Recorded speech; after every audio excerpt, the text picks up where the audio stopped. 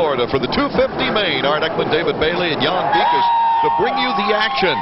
A tense moment right now for many of these riders and their crews. A chance to confirm their theories of the off-season and the training and the testing they've been through. Well, they've all been through quite a bit of it, and to start the season off, it's no fun to spend it in the rain. And right now they've got threatening skies. They've had them all day. Fortunately, they took good care of the track. They covered it with plastic while it did rain. They took it off, and we've got pretty good conditions here as we're set to go. All kinds of decisions, though. How many tear-offs do you put on? And Sure, yeah, what kind of goggles to run. You know, as you put more tear-offs on there, it gives you that milky vision. It's hard to see, so it's hard to decide what to do. Number 1, Jeremy McGrath on the right. Getting set. He's used to getting hole shots here. Wants to see if he can win his 3rd in a row in Orlando, but it's Emig out in front. Emig takes the turn. He goes down. Look out.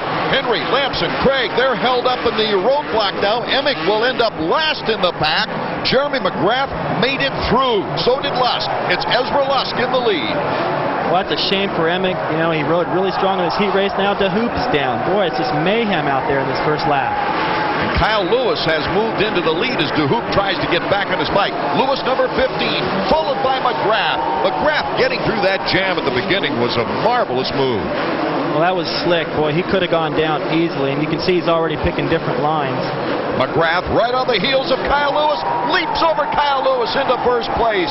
You talk about wasting little time getting out in front now, and he's going to pour it on. Well, he goes right for the jugular. You know, this is what McGrath is so good at. He doesn't waste any time. He goes right to the front where he can run his pace, which is blistering in those opening laps. And that early roadblock separating McGrath from several of the contending riders. Lusk in 3rd place on the Suzuki. Here's LaRocco making the inside move on Henry. Well, you can see he's got a glimpse there of number 7, Kudrowski, and look how muddy he is. I mean, vision is going to be a critical issue here tonight, and he's already got problems. Let's take another look at the run for the hole shot. Well, McGrath here right in the middle. You can see Lamson skids out into him, gives him, boom, right there, bumps him. Now he's got to stay off of Lusk.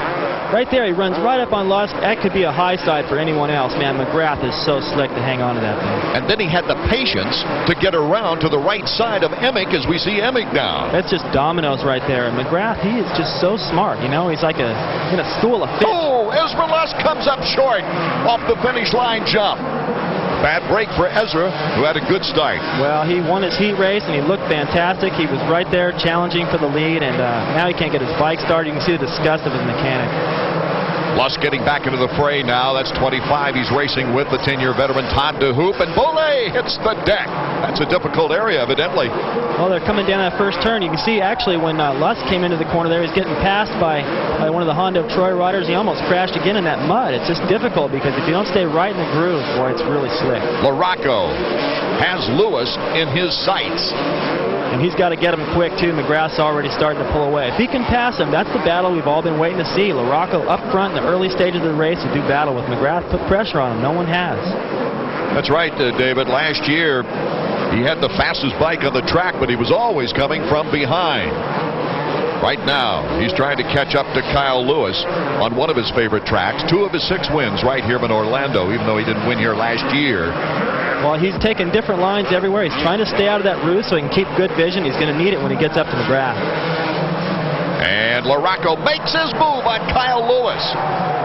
Rips a tear off in preparation for taking on Jeremy McGrath. Oh, this is the battle we've wanted. And there's Mike LaRocco Sr. encouraging his rider on. Well, you can see the intensity on the faces of all those mechanics. And right now, LaRocco's got clear sailing, but already you don't even see Jeremy McGrath. He's completely out of the camera. LaRocco's got his work cut out. Oh, this will be the battle coming up. We'll be back in a moment. Welcome back to Orlando, Florida. The first Supercross of the year. Kyle Lewis and Mike Kudrowski battling it out. Lewis back in 3rd place. Kudrowski wanting to move up after a fairly slow start. Well, Lewis goes for the whole plateau on the finish line jump, drifts a little wide, and he leaves the door wide open for Mike Kudrowski. He's back onto the inside, but Kudrowski shuts the door. That puts him back into 3rd. He ended up in 3rd place in the points last year. Well, let's see. Here's another look. It looks like, you know, it's just like what I had mentioned earlier. Lewis just goes too wide, leaves the door wide open, and Kudrowski takes advantage. You know, he saw that coming. He saw Lewis jump that plateau. He knows how hard it is to make that inside, so he gambled, and it paid off for him. And he had the straightaway speed to keep the edge into that corner. Kudrowski, Lewis, and Doug Henry, number 4. Henry starting to make a move, cuts to the inside, tried the block pass, and comes out of it with power.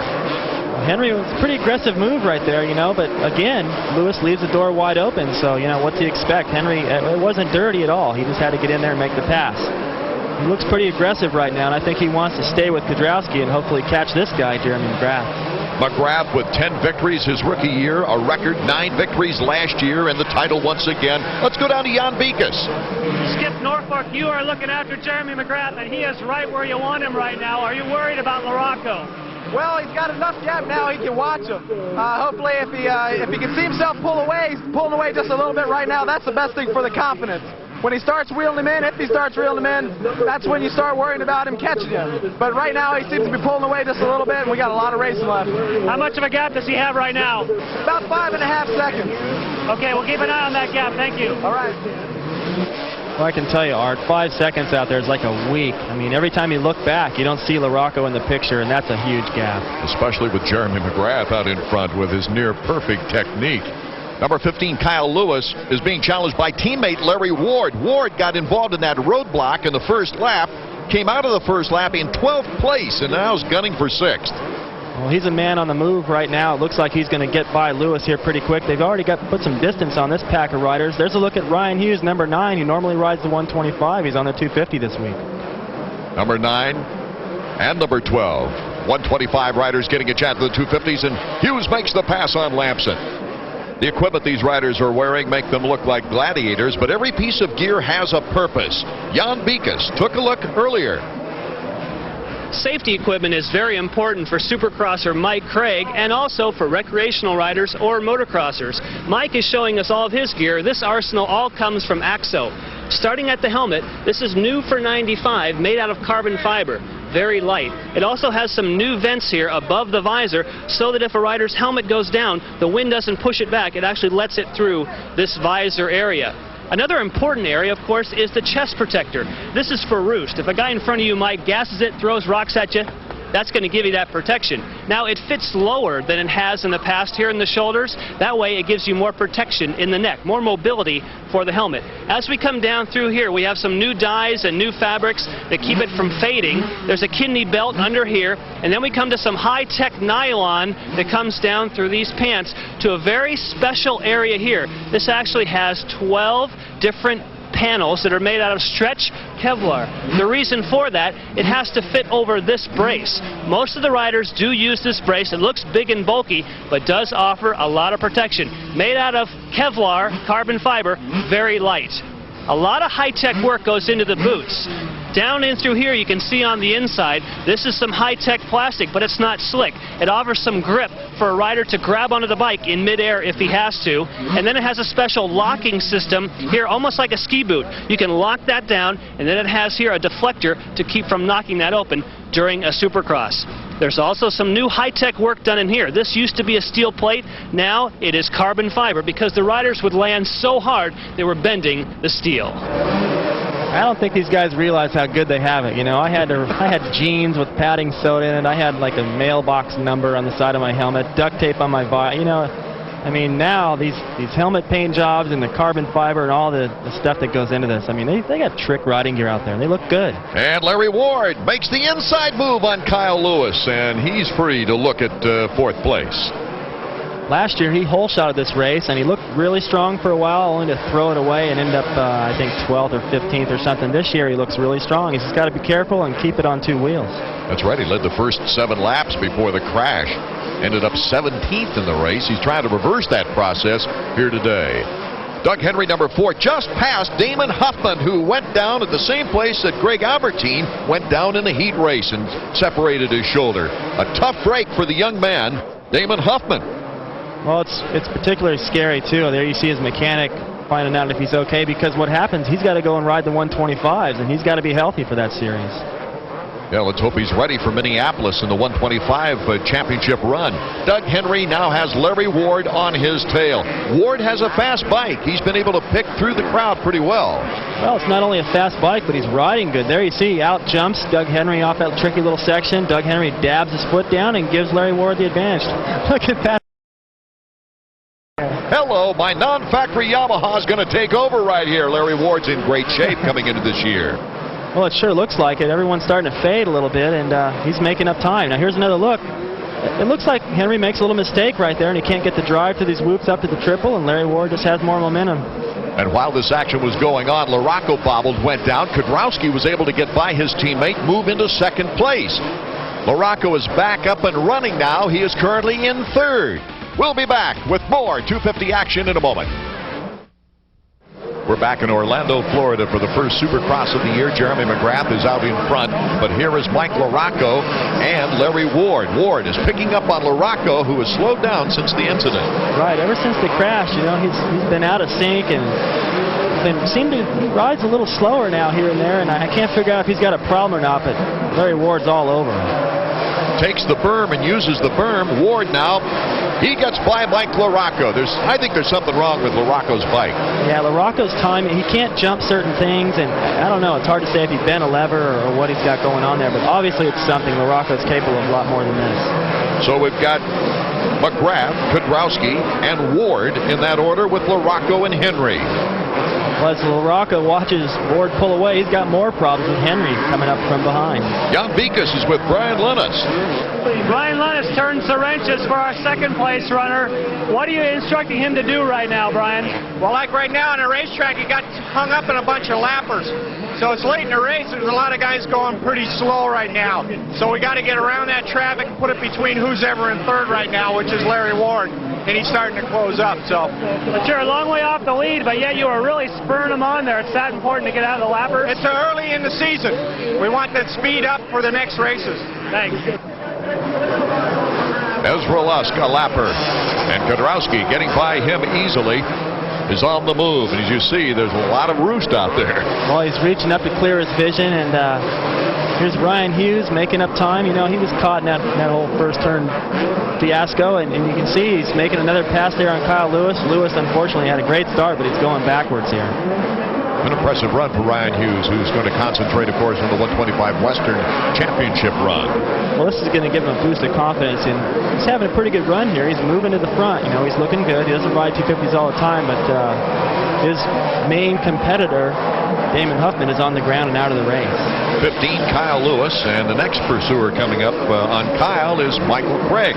Haven't mentioned his name much since he got hung up with the Emming accident in the first turn. Well, he looked pretty good in the semi. He put on a pretty good show for the fans, and you know, he's moving up, but I'm sure he'd like to be a little farther up. You know, he won a race last year, and he's the only guy that could really create problems for McGrath. And he's shown a lot of speed, just not a lot of consistency, and he's doing a pretty good job of working his way to the front. Michael Craig last year, the winner in Tampa for his lone Supercross victory. Finished out the year with Yamaha in the outdoor season, and now is with Honda of Troy. He seems to be getting things sorted out with the bike. It looks pretty comfortable, and he's just chasing Ryan Hughes through the pack. Both these guys are moving up strong. Ryan in 6th position and Craig in 7th with Lewis in 8th. And back out front, here's our leader, Jeremy McGrath. Flawless run. No reason to even look back. Let's check the interval between 1st and 2nd place now. If there is a 2nd place somewhere in our future here. Geez, there's lappers. Here's a lapper. Lamson's a lapper. Boy, that's got to be pretty demoralizing. He's his teammate. There you get a look at Kudrowski. Boy, it looks like 15 seconds. I mean, that's, we talked about a week before. That's got to be a month. Couple of years. A couple of years anyway. Here's Larry Ward in 3rd place. And you got LaRocco coming through. And you got Lusk there, who ran up front and crashed. He's being lapped. DeHoop a lapper, and here is the 5th place rider, Henry, to be followed by Hughes, Craig, and Lewis in that order. And Emig, look at Emig in 9th place now after coming out of the first lap in last. Boy, he went down in the first corner, and he's made up some serious time. It'd be interesting to see how things would have gone had he been able to stay out. Number 14, a disappointing first Supercross for John Dowd on his new factory ride. Now, no one expected Dowd to do that well, so I'm sure he'll get better as the season wears on. You see the lap time for Jeremy, and we'll be back. And the cheers in Orlando are for number 1, The knack kid, showtime, whatever you want to call him, Jeremy McGrath on his way to winning the opener to the 1995 season. His 20th Supercross win in only 32 races, David. That's pretty impressive. This guy's definitely, I don't know if he's batting 1,000, but it's pretty darn close. He had 4 straight wins to start the season last year, trying to approach the record by Rick Johnson of 5 to begin a season. Can he do it this year? Well, there's a lot of skeptics, saying that it's too hard to do it 3 years in a row. There's too many things against it, but there you see him taking the win again. He's got to demoralize everyone. Jeremy McGrath in first place. Kudrowski holding on to second. Valuable points for the Kawasaki team. Well, he's got a new mechanic and supposedly a fresh new attitude, and second place isn't bad for the season opener. McGrath, extremely popular in Orlando, takes his second straight victory there. Larry Ward, non-factory rider, taking third.